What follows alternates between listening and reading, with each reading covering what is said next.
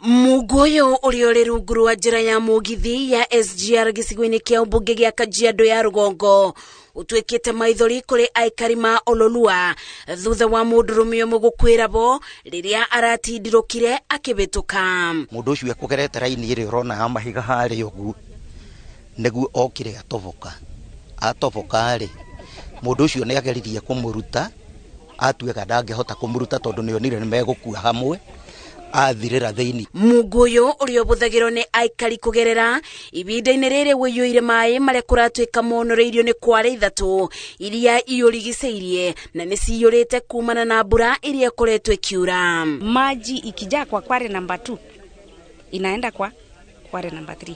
Hizo kware zote 3 zimejaa. Moja inamwaga maji hapa, zile zingine zimejaa, sasa maji yake yanarudi hapa. Ndio sababu unaona hii maji iko hapa haiwezi kaenda mahali, kwa sababu inafanya nini? Kware zote zimejaa na zinaleta maji yake hapa, yani backflow. Aikaria ya mugite uyu ni mutino munene umangetheire kuona ino noyo njira iria mangigerera kieba kinene kiri ciana cia thukuru iria ibitukagira ba o muthenya.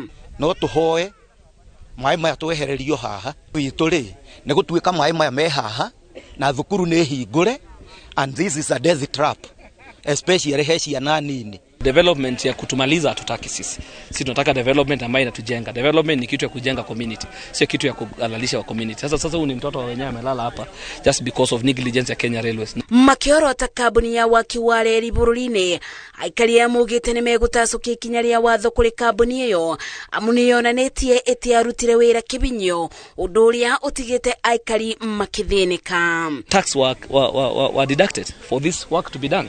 So why do we have to continue suffering? People cannot access their homes because Kenya Railways did not do their work. We will sue you, Kenya Railways. Mibango ya kwetha mwiri wa mundurume uyu ni yambiriirie. Ngiribotera Inooro TV, njetago Masi wa Ndia wa Muriithi.